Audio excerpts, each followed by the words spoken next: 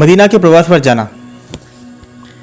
इतने सारे बच्चों की देखभाल करने और अपने में खोए रहने वाले शोहर के साथ निभाते हुए खदीजा का ध्यान अपने व्यापार से हट गया। परिणाम यह हुआ कि जब खदीजा की मौत हुई तो परिवार निर्धनता में आ चुका था। खदीजा की मौत में के कुछ दिन बाद मोहम्मद एक और अभिभावक उसके चाचा अबू तालिब की मृत्यु हो गई। इन दोनों के साथ छोड़ जाने और मक्का के लोगों की उपेक्षा के चलते मोहम्मद ने मदीना जाने का निर्णय लिया, जहां उसे कुछ लोगों का से भरोसा मिला था। उसने पहले अपने अनुयायियों को मदीना पहुंचने का आदेश दिया। उसके कुछ अनुयायी मक्का छोड़ने को तैयार नहीं थे। तब मोहम्मद ने कहा कि यदि नहीं गए तो उन्हें जहन्नम की जगह मिलेगी। मोहम्मद खुद सबसे पीछे खड़ा रहा। फिर एक रात उसने दावा किया कि अल्लाह ने उसे बताया दुश्मन उसे नुकसान पहुंचाएंगे। उसने अपने वफादार दोस्त अबू बकर से कहा कि वो छिपकर उसके साथ मदीना चले। नीचे की आयत इसी के बारे में है। ए रसूल, याद करो किस तरह काफिर अर्थात नास्तिक अर्थात मुसलमान अन्य धर्मों के मानने वालों को नास्तिक कहते हैं, तुम्हारे खिलाफ साजिश फरेब कर रहे थे ताकि तुम्हें कैद कर सके, तुम्हें मार डाले, तुम्हें तुम्हारे घर से निकाल फेंके। वे फरेब कर रहे थे और अल्लाह भी उन्हें फरेब अर्थात झांसा दे रहा था। और अल्लाह तो सब फरेब करने वालों से बेहतर फरेब करने वाला है। सबसे अच्छा फरेब तो अल्लाह ही कर सकता है। Quran chapter 8 verse 30। मालूम होता है कि अल्लाह भी केवल अनुमान लगा रहा था कि मक्कावासी मोहम्मद के खिलाफ साजिश रच रहे थे, लेकिन अल्लाह खुद भी इस बारे में पक्का नहीं था। क्या यह आयत एक पागल इंसान के भीतर के भय को प्रकट करती है? मोहम्मद 30 साल तक मक्का में रहा और मक्का वासियों को ताना मारता रहा। उसी तरह उनके धर्म का अपमान करता रहा जैसा कि आज का मुसलमान करता है। फिर भी मक्का वासी उसे बर्दाश्त करते रहे। मोहम्मद के कथित दावों के अलावा इस बात का कोई प्रमाण नहीं कि मक्का वासियों ने मोहम्मद को कोई हानि पहुंचाई हो। मुसलमानों द्वारा लिखे गए इतिहास में भी मोहम्मद के साथ अत्याचार होने का प्रमाण नहीं मिलता है। कुरैश कबीले के बड़े बुजुर्ग मोहम्मद से चिढ़े जरूर थे और मोहम्मद के बुजुर्ग चाचा अबू तालिब के पास शिकायत लेकर भी गए थे और कहा था, आपका यह भतीजा हमारे आराध्य, हमारे धर्म और हमारे देवी देवताओं के बारे में अपमानजनक बोलता है, हम लोगों को मूर्ख बताते हुए अपशब्द कहता है, हमारे पुरखों को पथभ्रष्ट बताता है। अब या तो आप खुद इसे अपना विरोधी समझते हुए हमारी तरफ से अपमान का प्रतिशोध लीजिए, क्योंकि आपके साथ भी वही हो रहा है, या फिर छोड़ दीजिए तो हम ही कुछ उपाय करें। अत्याचार करने वाले की भाषा क्या ऐसी होती है? यह तो एक फरियाद थी, मोहम्मद के लिए चेतावनी थी कि उनके आराध्य को अपशब्द कहना बंद करें। इसकी तुलना आज के मुसलमानों के उस कृत्य से करें जब इनके पैगंबर के कुछ कार्टून बने थे। मुसलमानों ने दंगा किया और यहाँ तक कि नाइजीरिया और तुर्की जैसे दूर दराज स्थानों पर भी मुसलमानों ने उन सैकड़ों लोगों की जान ली जिसका उस कार्टून से कोई वास्ता ही नहीं था। जबकि कुरैश कबीले के लोगों ने 30 सालों तक अपने देवी देवताओं का अपमान सहा। जिस रात मोहम्मद अपने वफादार साथी अबू बकर के साथ मदीना भागा था, उसी को इस्लामिक कैलेंडर की शुरुआत माना जाता है। मदीना में मोहम्मद ने पाया कि वहाँ के अरबी मक्कावासियों की तुलना में बौद्धिक रूप से कमजोर थे। दूसरा फायदा यह था कि यहाँ के लोग उस पृष्ठभूमि व चरित्र के बारे में बिल्कुल नहीं जानते थे जिससे मक्का के लोग भली भांति परिचित थे। इसलिए मदीना में मोहम्मद के संदेश अधिक स्वीकार्य है। मोहम्मद अरब का पहला पैगंबर नहीं था। अरब के दूसरे हिस्सों में और भी पैगंबर लगभग मोहम्मद के समकालीन थे और इन्हीं लोगों में सबसे जाना पहचाना नाम मुसैलमा का था, जो मोहम्मद के कुछ साल पहले ही पैगंबर के रूप में ईश्वर का संदेश लोगों को सुना रहे थे। और मुसलमान अपने क्षेत्र में और अपने क्षेत्र के लोगों के बीच काफ़ी मशहूर व सम्मानित थे, जबकि इस्लाम के पैगंबर मोहम्मद का अपना ही क्षेत्र में सबसे अधिक विरोध हुआ। रोचक बात यह है कि फिजा नाम की एक महिला भी पैगंबर की उपाधि की दावेदार थी और उनके भी अनुयायियों की संख्या अच्छी खासी थी।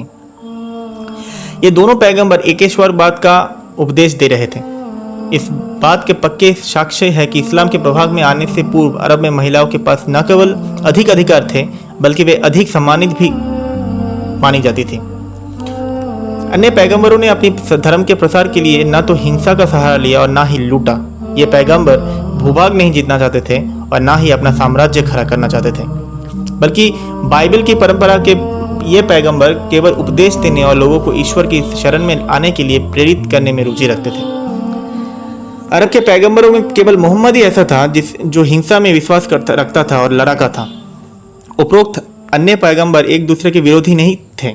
ये पैगंबर एक दूसरे का सहयोग करते थे, ना कि प्रभुत्व के लिए आपस में लड़ते थे। मदीना के अरबियों ने मोहम्मद को आसानी से इसलिए नहीं स्वीकार कर लिया कि ये लोग उसकी शिक्षा हो, जैसा कि ऊपर बताया गया है। यह शिक्षा केवल एक ही थी, मोहम्मद पे भरोसा करो। इससे प्रभावित हुए। सिर्फ ये कारण नहीं था, बल्कि इसलिए आए क्योंकि ये यहूदियों से प्रतिद्वंदिता रखते थे। मदीना उस वक्त यहूदी बाहुल्य नगर था। यहूदी अपने धार्मिक विश्वास के आधार पर स्वयं को सर्वोत्तम मानते थे। वे अरबों से अधिक का शिक्षित व समृद्ध थे, इसलिए अरबों के मन में यहूदियों के प्रति ईर्ष्या होनी स्वाभाविक थी। मदीना के अधिकांश भाग पर यहूदियों का अधिकार था। यह शहर यहूदी शहर था। किताब अल अगनी में वर्णन है कि मदीना में यहूदियों की पहली बस्ती मूसा के समय बसी थी।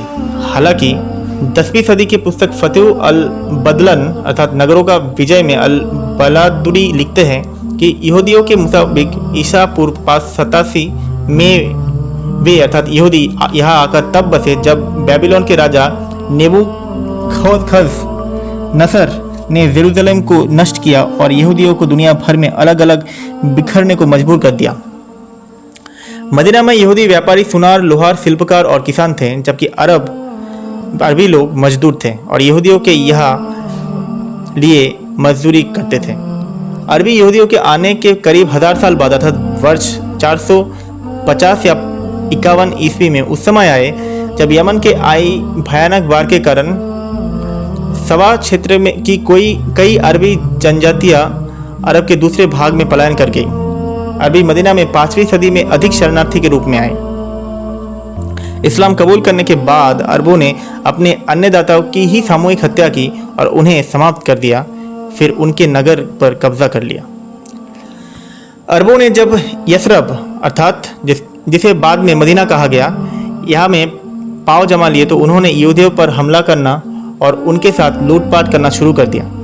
अरबों के अत्याचार पर एक पीड़ित की यह तरह यहूदी बस यही कहते रहे, जब हमारा मसीहा आएगा हम इन जुल्मों का हिसाब लेंगे। जब इन मदीनावासी अरबों ने सुना कि मोहम्मद अल्लाह के पैगंबर होने का दावा कर रहा है और स्वयं को उसी पैगंबर के रूप में पेश कर रहा है जिनके बारे में मूसा अर्थात यहूदियों के पैगंबर कह गए थे, तो उन्होंने सोचा कि मोहम्मद और इस्लाम को स्वीकार करने से वे यहूदियों से बहुत आगे हो जाएंगे।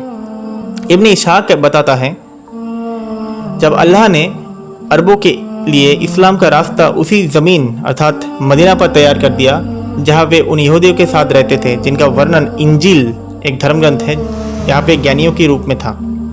हालांकि उस वक्त अरबी खुद यहूदवादी व मूर्ति पूजक थे।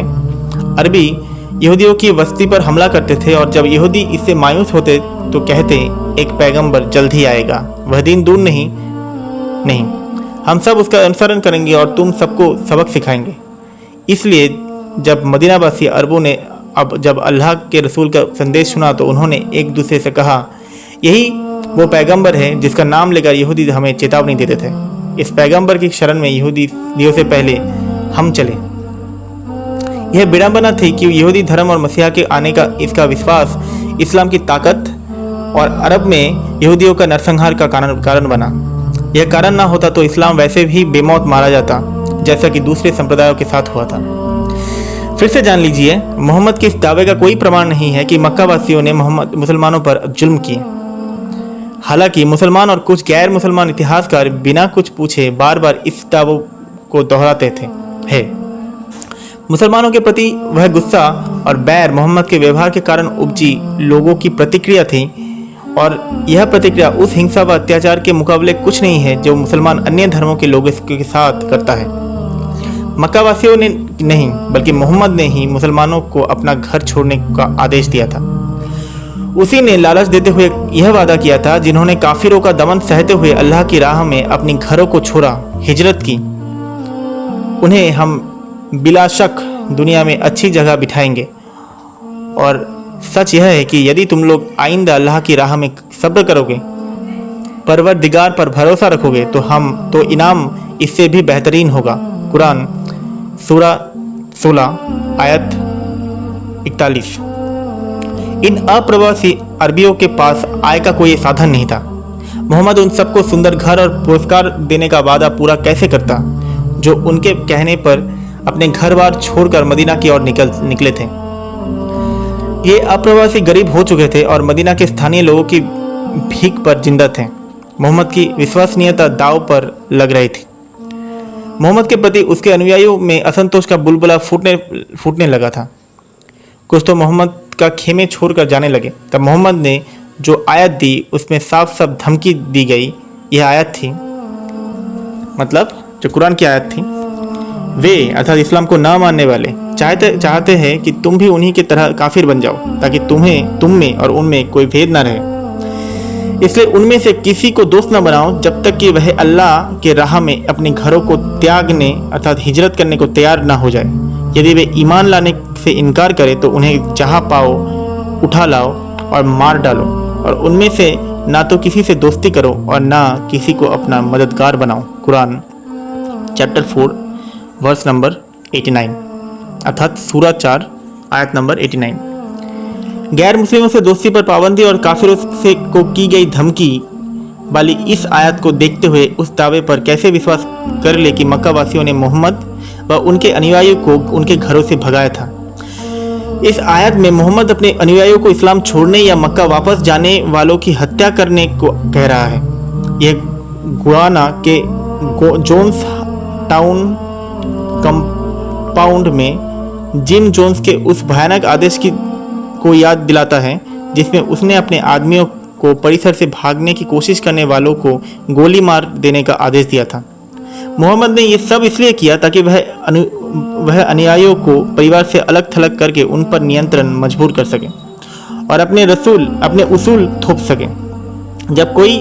जब कभी कोई इंसान उसने अपने परिवार और दोस्तों से अलग होकर ऐसे संप्रदाय में शामिल होता है जहां हर व्यक्ति सम्मोहन की अवस्था में हो, तो उसके लिए अपने नेता की प्रभुत्व पर सही या गलत का सवाल उठाना मुश्किल हो जाता है। आज के लिए बस इतना ही। मिलते हैं अगले एपिसोड में।